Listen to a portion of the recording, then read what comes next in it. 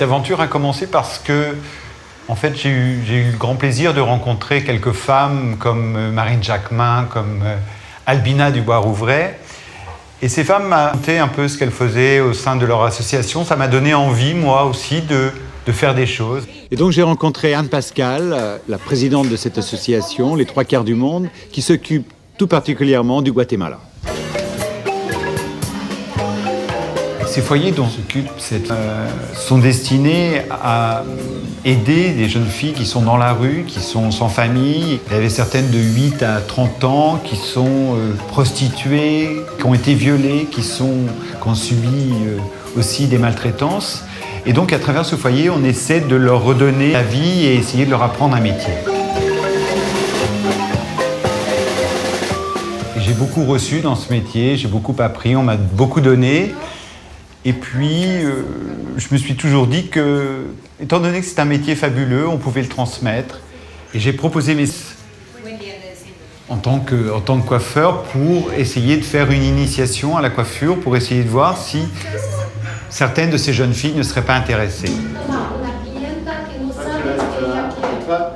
Le premier jour c'était surprenant. J'avais l'impression, 35 jeunes filles, j'avais l'impression d'avoir affaire à des gens retranchés de la vie, qui étaient recroquevillés sur eux-mêmes, d'abord par leur position et qui n'osaient pas parler. Et puis, j'avais une interprète qui m'a permis de parler, de traduire en espagnol.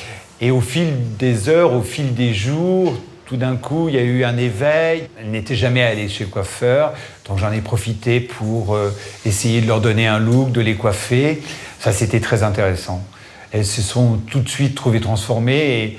Et là, l'énorme surprise, c'est que le lendemain matin, les cheveux que j'avais attachés, je les ai retrouvés idem. Et elles avaient dormi avec leur attache. Et bon, on n'imagine pas une Parisienne aujourd'hui dormir avec son chignon ou son attache et avoir la même coiffure le lendemain matin. Ça, c'était une grande surprise, une faction. Et c'est vrai que ce sont des petites choses, mais des choses qui ont une énorme valeur intérieure. Et ce qui est très intéressant aussi, c'est qu'au bout d'une semaine, au bout de ces 6 jours passés ensemble, eh bien, il y a certaines jeunes filles qui ont envie, 35, il y en a 10, qui ont manifesté leur envie d'apprendre ce métier. Waouh, c'est bien. J'étais accompagné dans cette aventure par Frédéric Bazin, qui est comédien, et qui lui aussi avait envie de donner des choses par les outils du théâtre, justement. Il a permis de redonner confiance. Il faut reprendre tout à zéro, il faut reprendre la démarche, il faut reprendre la respiration, il faut reprendre le sourire. Et il a également fait des jeux de scène entre elles, 2 par 2, et ça leur a permis de confiance et de s'exprimer, de rire, de sourire, chose qu'elles n'avaient pas fait depuis des années.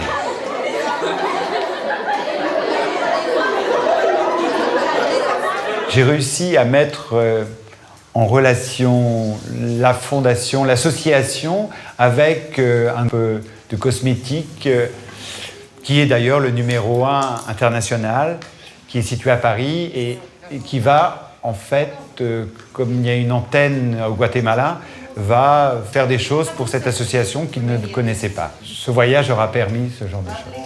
On m'a demandé d'aller au Vietnam, on m'a demandé d'aller au Pérou et je voulais d'abord avoir une première expérience.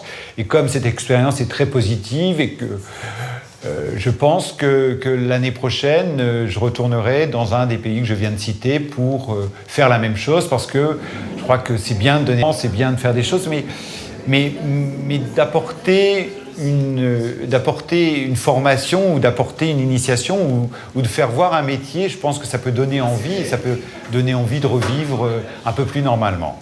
J'ai l'habitude de coiffer beaucoup de gens dans la mode, dans le cinéma, d'aller à Cannes, de coiffer Sharon Stone, Sophie Marceau. Bon, c'est vrai que c'est un métier fabuleux, mais j'avais besoin, de temps en temps, je crois que c'est nécessaire, de se ressourcer, d'aller voir un peu ce qui se passe dans le monde et ne pas rester dans son cocon. Et je crois que justement la différence entre ce que je fais habituellement et ce que j'ai vécu au Guatemala, eh bien, m'a permis de me recentrer et je crois qu'on en a tous besoin un jour ou l'autre.